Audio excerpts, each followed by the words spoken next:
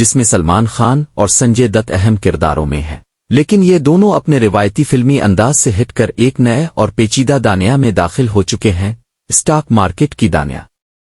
کہانی کا عنوان: سودے کی قیمت۔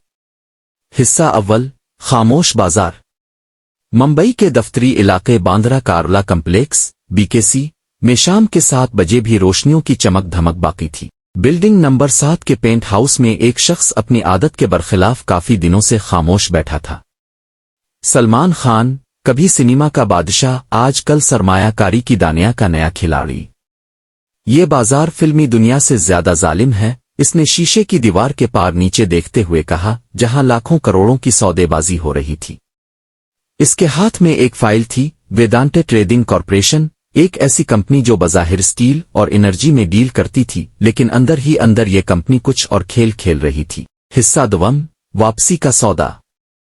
اسی شہر کے دوسرے کونے میں سنجے دت ایک پرانی فیکٹری کی عمارت میں پرانے دوستوں کے ساتھ بیٹھا تھا۔ وہ آج کل کرپٹو کرنسی اور شیل کمپنیز کے ذریعے مارکیٹ میں واپسی کر رہا تھا۔ سلمان پھر سے میدان میں ہے؟ اس نے سگریٹ سلگاتے ہوئے پوچھا۔ ہاں، اور وہ اب ویدانتا میں گھس گیا ہے۔ سنجے کے چہرے پر ایک ہلکی سی مسکراہٹ آئی، تو کھیل اب شروع ہوا ہے۔ حصہ سوم: اندر کی خبر۔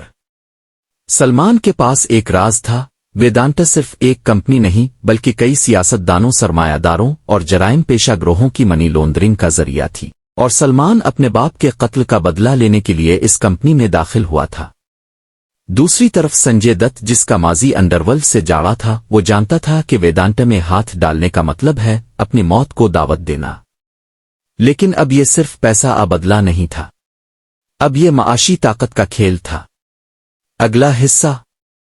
اگر آپ چاہیں تو میں اس کہانی کو اگلے ابواب میں جاری رکھ سکتا ہوں، جس میں بلیک میلنگ، اندرونی معلومات، انسائیڈر ٹریڈنگ، دوستی کی آزمائش اور ایک بڑے اسٹاک مارکیٹ کرش کی سازش شامل ہوگی۔ کیا میں اسے اگلے باب تک لے کر چل لوں؟ آپ کوئی خاص موڑ، نیا کردار، سازش شامل کرنا چاہیں گے؟